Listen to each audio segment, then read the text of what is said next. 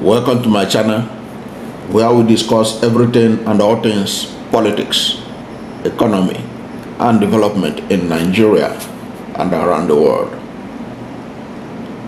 I have before me a press statement from the President General, Ohanaeze Ndigbo Worldwide, Chief Emmanuel Iwuanyanwu, dated June 20th, that's Thursday, June 20th, 2024, in which Chief Emmanuel Iwuanyanwu is saying that the previous statement by the Igbo national leader and Nigeria's elder statesman, by Edwin Clark, that Igbos are still being marginalized, that it is true, and that President Bola Ahmed Tinubu must do something about it. So we're going to go through the details of the statement. Then I will give you my take on it. And if you are new to my channel, you have not yet subscribed to my channel, please subscribe to my channel, hit the subscription button, hit the notification bell. When you subscribe to my channel and hit the notification bell, anytime I have a new video, you'll be among the first to know. God bless you. Now let's go. The title of this statement by Chief Emmanuel Iwuanyanwu, President General Ohanaeze Ndigbo Worldwide, is titled Marginalization of Southeast is Real. President Tinubu must end it now. And it has a writer, E.K. Clark, authorized to speak for the Southern leaders. Now, continuing, this is what Chief Emmanuel Iwuanyanwu wrote in his statement. He said, I wish on behalf of Ndigbo Worldwide to express our thanks to our great leader, Chief E.K. Clark, for rising at all times in fighting injustice wherever he perceived it.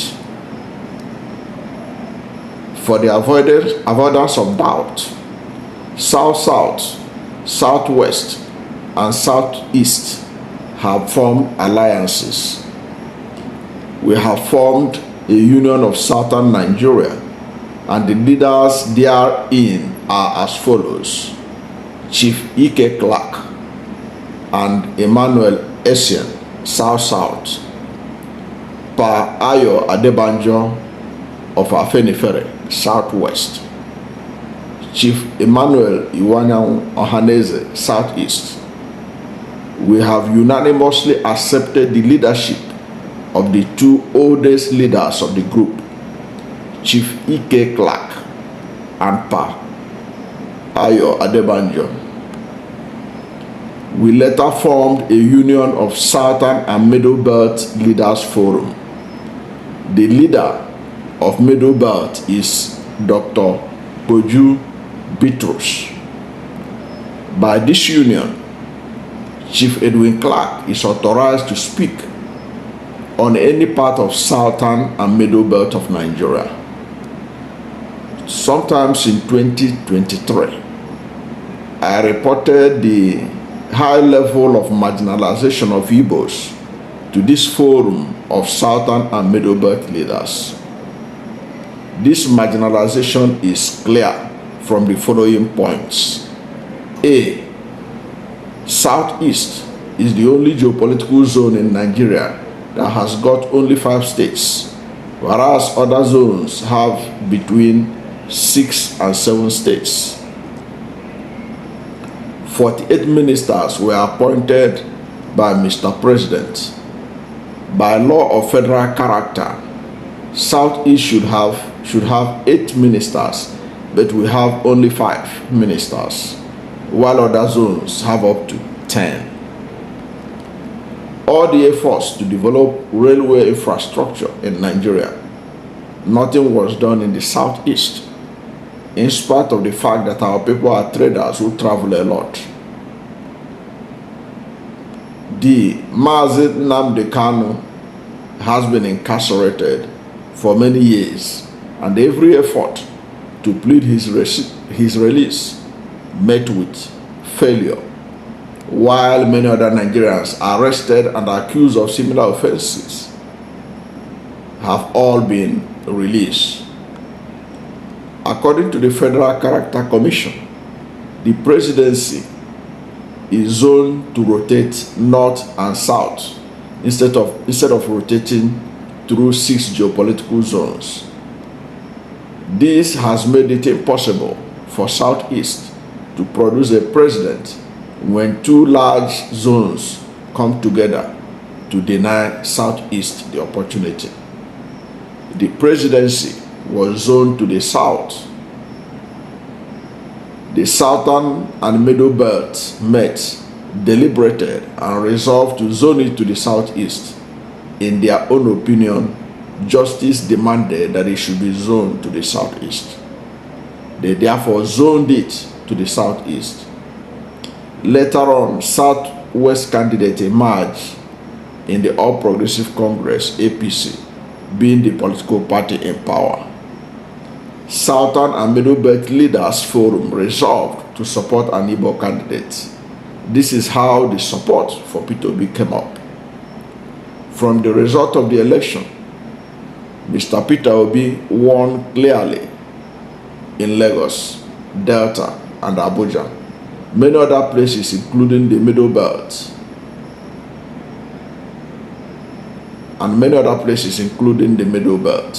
I must confess that the Southern and Middle Belt Leaders Forum has nothing against Mr. President Bola Ahmed Tinubu. They were convinced in all honesty that it was the turn of the Southeast to produce the president. When the results was announced, His Excellency Senator Bola Ahmed Tinubu was declared winner. The Southeast candidates went to court to seek redress.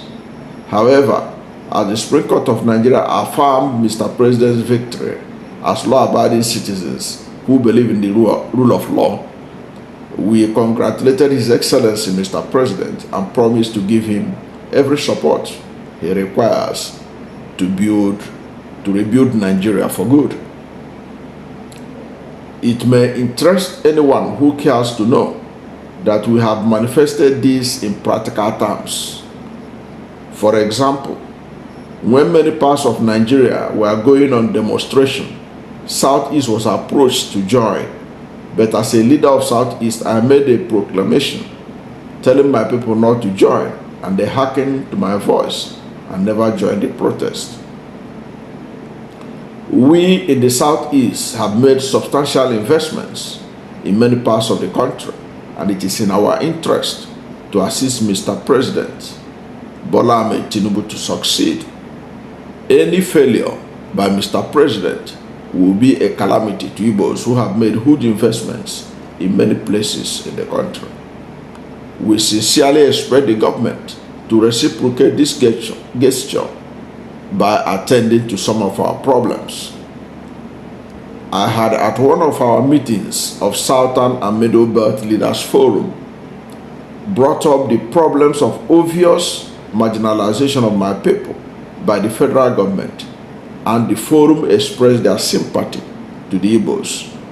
I remember vividly a communique was issued at one of these meetings calling for the release of Nnamdi Kanu, whose continued detention is causing problems in the Southeast. After the 2023 general election, we experienced the worst situation, which after Peter Obi won in Lagos, Abuja, and some other states, a group of people held a meeting and boasted that they will cripple Igbos and make sure they don't succeed in business and politics. The activities of this group were glaringly obvious in Lagos, where after Mr. Peter Obi's victory in Lagos State, every effort was made to stop Igbos from voting. At times, violence was used to stop them. Igbos were abused and threatened to leave Lagos. Some markets in Lagos State, dominated by Igbos, were either closed down or demolished. I held a meeting with the leadership of Lagos State. I am happy the matter had slowed down. An Igbo man, His Royal Highness Eze Iwuanyanwu, who was arrested in Lagos State for no justifiable reason, is still in detention in Lagos. His only offense was the statement he made, which, if the same statement was made by persons of other tribes, will not be taken seriously. We expect Mr. President to look into this matter in order to forestall future occurrence. We also wake up one morning in Abuja to hear that a sprawling estate owned by an Igbo man, Prince Nicholas Okachukwu Ikukoma, has been totally demolished. This matter had been reported to me. I requested all relevant information regarding the demolition. From my findings, due process of law was not taken before this demolition. We also appeal to Mr. President to investigate this case of demolition of Prince Nicholas Okachukwu's estate in Abuja.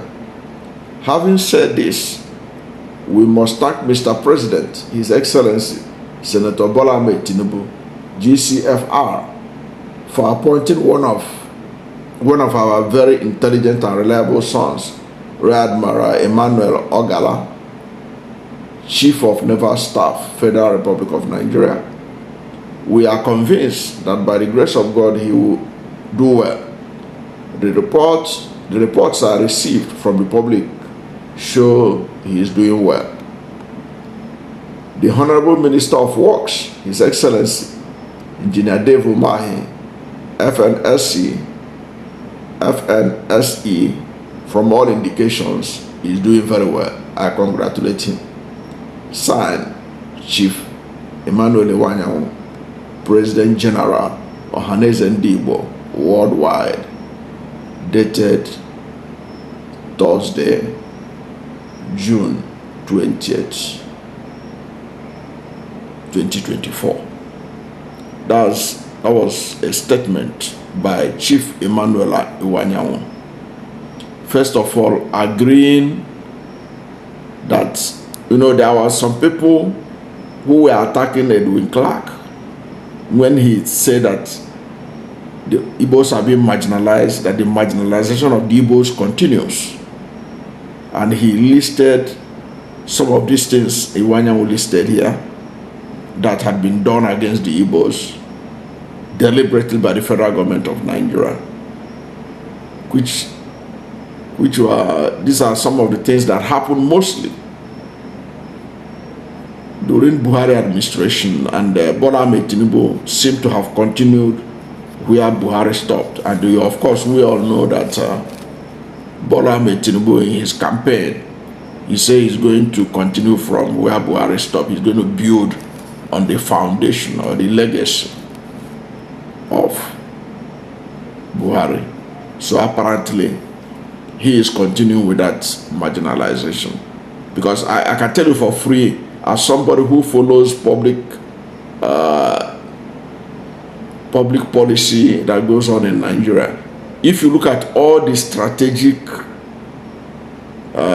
ministries, parastatals, and agencies, Bola Ahmed Tinubu makes sure that when he doesn't put a Yoruba person there, he puts an Hausa person or a Northerner.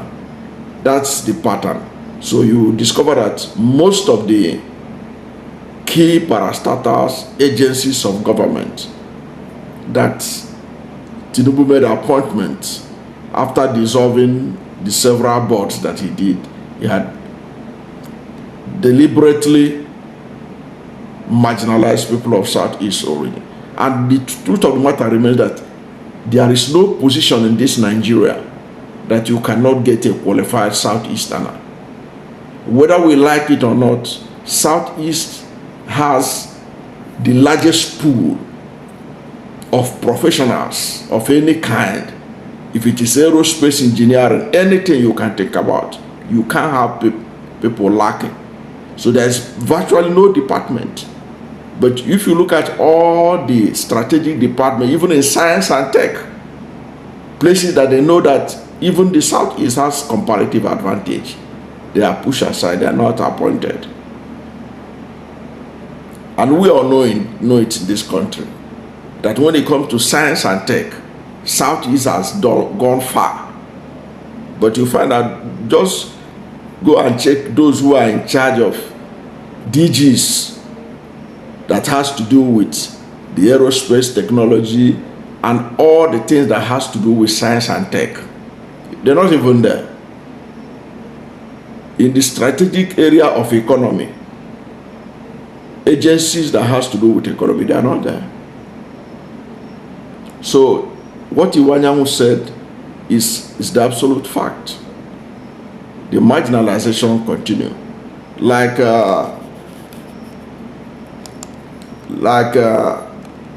what Iwuanyanwu was talking about, that the chief, this His Royal Highness Eze Nwajiago.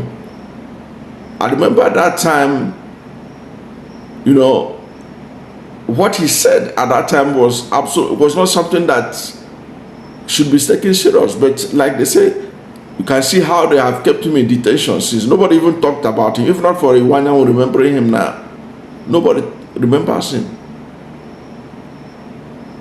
He has been abandoned to rot in jail, in detention.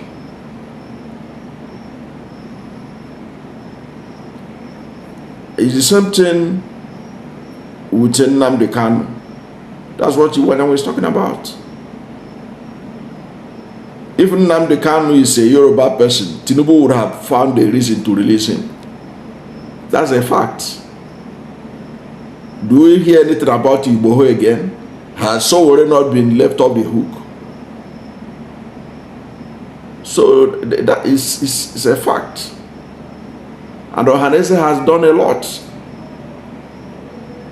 to see how they can resolve the insecurity in the Southeast. Like Iwuanyanwu pointed out in in his statement, the insecurity in the Southeast is tied to Nnamdi Kanu being in detention. If he is released, there is every tendency to believe that the insecurity in the Southeast will reduce. But does Bola Ahmed Tinubu have the political will to do that? Does he have the political will to do that? I don't think he does. Now, since Bola Ahmed Tinubu is not likely to listen to Ohanaeze, because I can bet my bottom dollar, Bola Ahmed Tinubu don't care. He doesn't even care about anything. You can see how the country is rudderless under his administration. So he doesn't even care about anything. All he cares is to retender his seat and see how he can manipulate the system. When they do election in 2027, INEC will announce his name as the winner of the election that he has been re-elected. There's basically nothing else he's doing. The economy, you can see what the New York Times wrote about how he has managed the economy. How he has managed the economy. And they were kicking that New York Times didn't give them credit for anything. They don't have to give you credit for anything, because there's nothing to give credit for. The economy is in a bad shape under his leadership. Nigeria is facing the worst economic situation in a generation, and it was caused by Bola Ahmed Tinubu. And the New York Times pointed it out. He said 2 decisions that Bola Ahmed Tinubu took put this country in this situation: the flotation of the naira and the removal of the fuel subsidy. New York Times, they place it where there is no ambiguity on why they arrived at the decision they did in their editorial. So my take is this: since help is not likely to come from Bola Ahmed Tinubu, and even for the fact that Nnamdi Kanu has made overture to his administration that he's ready to negotiate. I'm sure many of us have seen it in the newspapers. They may disregard it I remember the Attorney General of the Nation say he doesn't have much information about Nnamdi Kanu case, but he has information about Sowore. And he withdrew the case of Sowore. So, but what I think the Southeast should do is to look inward, because the Igbo has a proverb that whoever is rejected cannot reject himself. So what they have to do is to look inward. Ohanaeze have to bring the governors of Southeast. We should be able to, since they know we are good in money, everybody says Igbos are good in money, let our governors show that they are good in money management and use it and develop the Southeast region. What Southeast need is a functional port. I wanted to do a report by the National Inland Waterways Authority, which they released sometimes back, which showed that 65% of the containers imported through Lagos port end up in Onitsha and Aba. It therefore means that Igbos are probably the largest importers of goods in Nigeria. It therefore means that what Southeast need is for Eastern region ports to be working, to have a port in the region that is functional, that is effective. They can develop a port. No, people keep on talking about that Southeast does not have access to, it's landlocked. It's not true. Former governor of Imo State, I remember his name, not Achiku Demwa. I'll remember his name as we go on. Now, he did a detailed report about how Southeast is not landlocked and how we can dredge the there's a river which, of course, Usadema is supposed to be doing something about it. So he's supposed to do something about it, but he's playing politics with it. So I don't know whether to take him serious or not. But this former governor of Imo State, I'm trying to remember his name. He is the governor that had problem with Father Mbaka some times ago when he was governor. I'll try and remember his name. So through Orashi River, Oguta side, okay, there is access to the Atlantic Ocean, which had been there for years. It could be revitalized. Southeast governors can put money together. Uzodinma already knows about this, and the former Vice President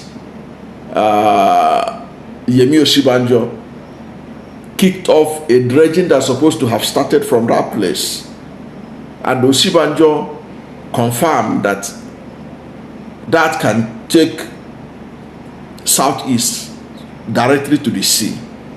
So that's the kind of thing that Ohanaeze has to work on, to bring the Southeast governors together as a kind of a regional government, to be able to be strategic in investing in strategic infrastructure, like creating ports within the region, so that Southeast can concentrate in its areas of comparative advantage, so that Southeast will continue to develop economically without minding the federal government. Okay, it's good. It's important that Southeast struggle and ensure that it's not marginalized, that it gets its rightful place. Because I even learned that recently there was a loan that they took Not up to 2% of that loan was given to people of Southeast region. But when they will pay this loan, all of us will be, they will pay it generally as a Nigerian debt. But when they brought this loan, they target it for certain sections of the country. These are realities. So it's important that Ohanaeze makes this point and let it be known. Let it be on record. But I do not trust Bola Ahmed Tinubu that is going to do anything that will favor Igbos, given his attitude, his nonchalant attitude of what is happening to the Igbos in Lagos. Remember, he was in Lagos a day to the governorship election, where their talks, political talks, were terrorizing Igbos. He didn't say anything. Bola Ahmed Tinubu pretended as if he was not in Nigeria, but he was in Lagos. He didn't say anything. When Bayo Nanoga was speaking ethnic slurs against the Igbos, he didn't say anything. When Bayo Nanoga was saying that this is the last time Igbos will put him out in Lagos matter, all kinds of things, what did you see? He rewarded Bayo Nanoga with a plump appointment in the presidency, because Bayo Nanoga, that thing that Bayo Nanoga was saying, it means he has the backing of Bola Ahmed Tinubu. So if Bola Ahmed Tinubu can back that kind of thing that Bayo Nanoga was saying, why should the Igbos or the Ohanaeze trust him to be any different from Buhari? So they should ignore him and face their area of strength to ensure that Southeast is functional, is economically viable. That is my take on what should be done.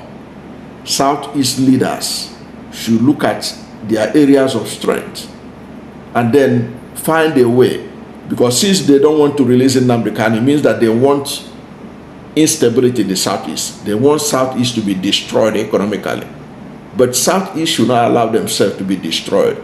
So it is a lesson for young men and women of Southeast origin, those who allegedly participate in the violence, for them to think before they accept to be part of violence in the Southeast. They are doing the bidding of those who don't wish Southeast well, because these people are not ready to even release Nnamdi Kanu, because they know if they release him there will be peace. So they don't want peace in the Southeast, obviously.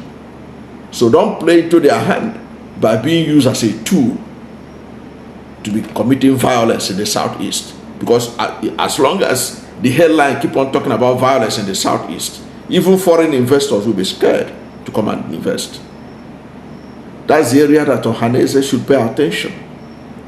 How to reach out to these young men who are alleged to be involved in the violence that's going on in the Southeast, to let them understand that they are destroying their own community.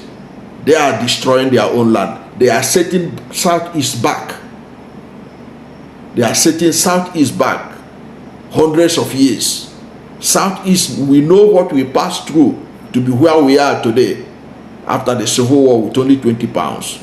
And these young men need to be told that what they are doing in the Southeast, they are setting the region back 100 years. And if they continue and the whole place is vacated, they will have themselves to blame. They won't even have whatever cause they are fighting for. They will just turn Southeast to Somalia. Is that what they want? To play into the hands of their enemy under the guise that they are doing this thing because Nnamdi Kanu is in detention. And these guys are not ready to release him, so that they will push you to destroy your own self. Is that not committing suicide? Which is an abomination in Igbo land, to commit suicide. So that's my take on this statement by Ohanaeze Ndigbo. Thank you for watching this video, and if you are new to my channel, you have not yet subscribed to my channel, please subscribe to my channel. Hit the subscription button, hit the notification bell. When you subscribe to my channel and hit the notification bell, anytime I have a new video, you'll be among the first to know. God bless you. And please don't forget to like this video. Because when you like it, Google will rank it high and recommend it for more people. Thank you, and God bless you and yours.